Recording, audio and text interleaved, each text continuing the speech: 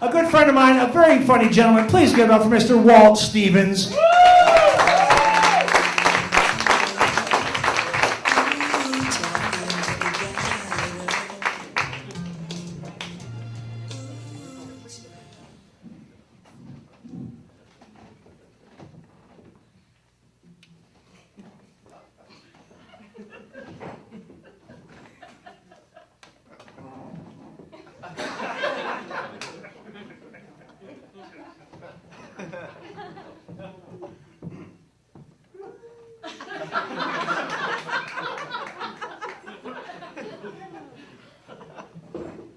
That's my opening.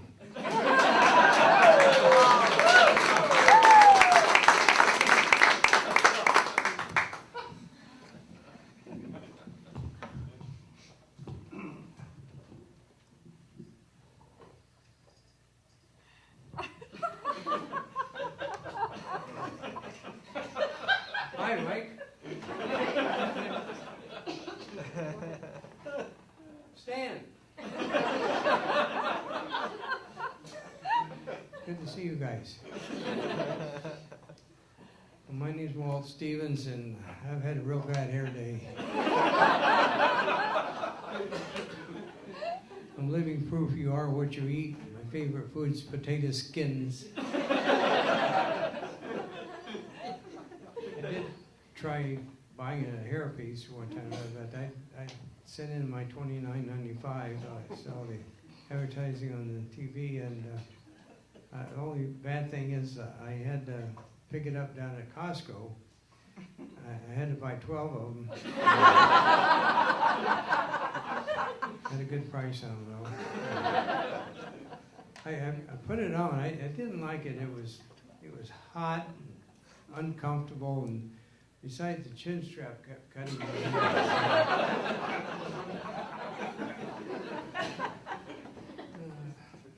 Been married and divorced 3 times. Still trying to think of something funny to say about that.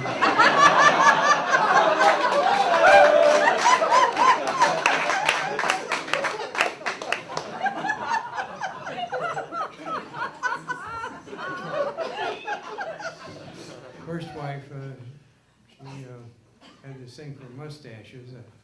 Never could get her to shave it off.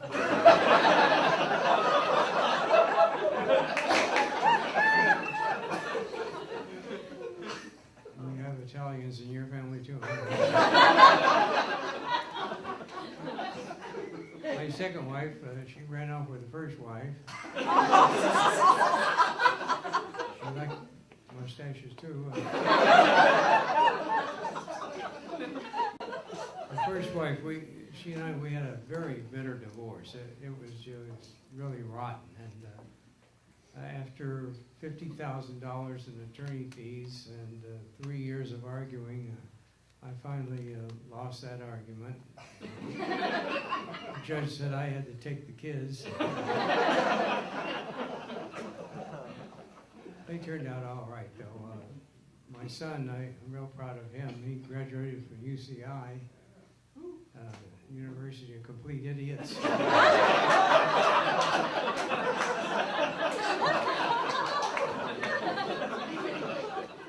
He majored in Spanish and economics. He's now a bank teller in Tijuana.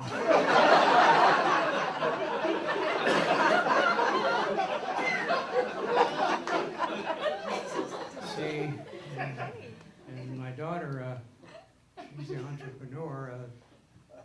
Entrepreneur, that's French for can't find a job.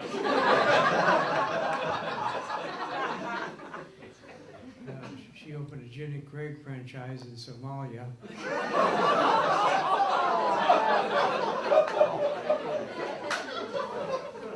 She must be doing pretty good. There's not a fat person.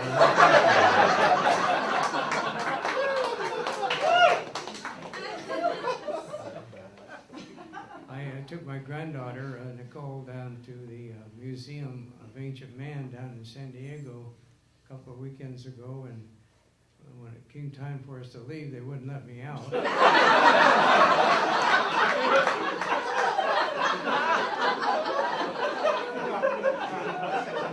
She said she'd come and visit me, though.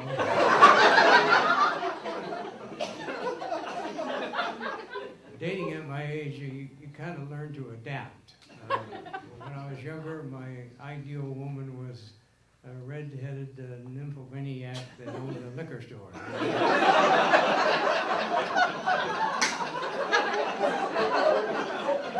But things change, and as I've gotten older now, it's any woman that is on Medicare and has her teeth paid for.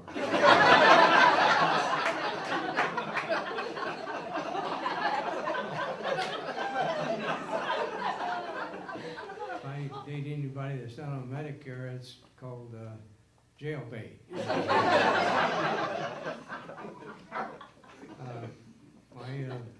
My kids are real proud of them.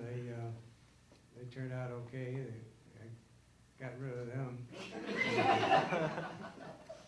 I wish she'd have won the lawsuit.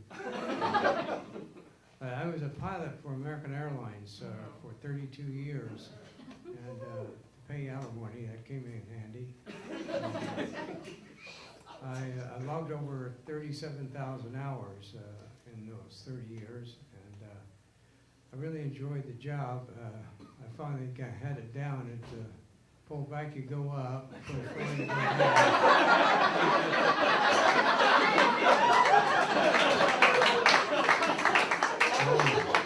Slow learner.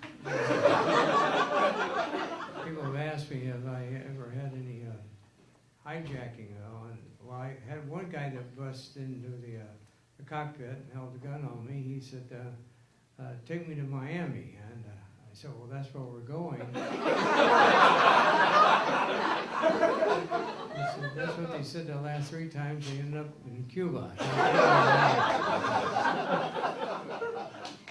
The flight attendants, I had a good time getting to know them.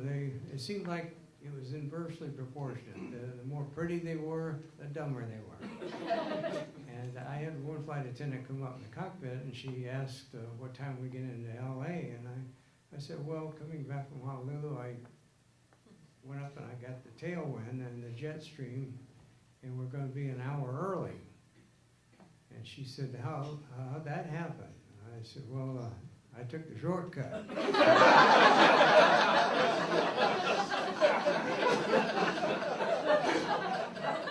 And she got mad because I hadn't shared the shortcut with the other pilots. For 3 weeks, guys were calling me and asking me about the shortcut.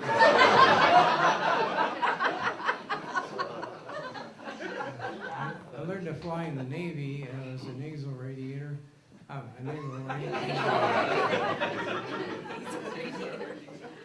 And I'm very fortunate to have flown in Vietnam, and when things were really heated up over there, I shot down 2 airplanes, 3 if you count John McCain.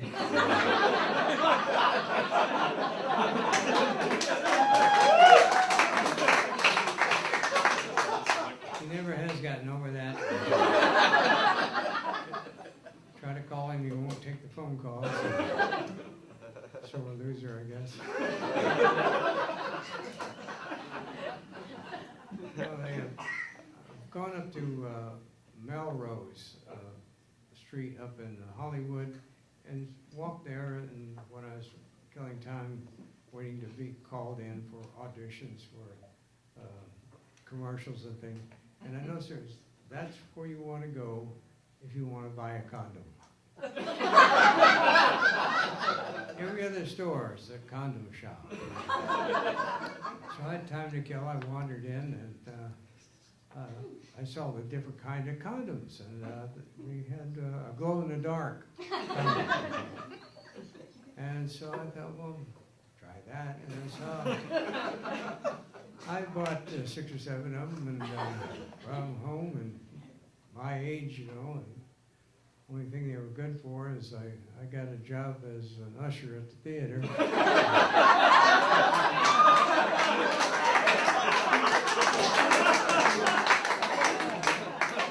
Right this way, please.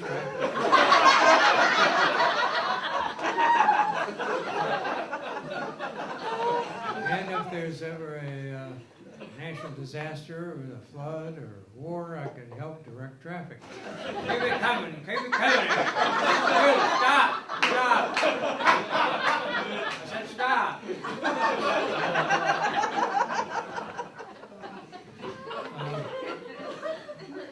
I'd like to take you back to a time about 3,500 years ago. This is my version of Abraham, who gets a call from God to tell him to tell the rest of the tribe of Israel that they have to participate in something. Abraham received the call. Can you put me in contact with Mashaka? Yeah. Yeah, one of the leaders of the tribe. Mashaka, is that you? Yes. Hey. What can we do for you? Yes, you have a new commandment for us. What is that? Circumcision?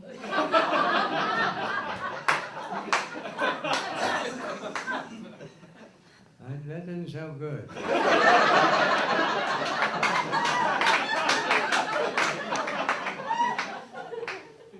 What does that involve? All the men have to cut off the...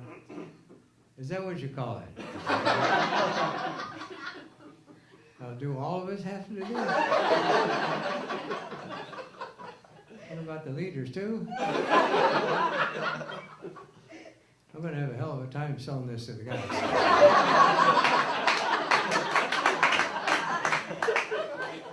Mainly Big John.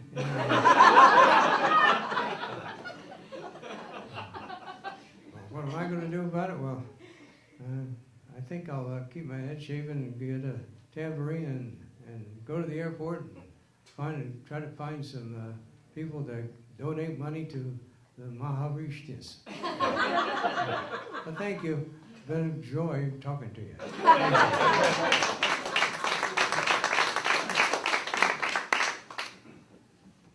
Let's see. I have to tell you something about... Oh, yeah.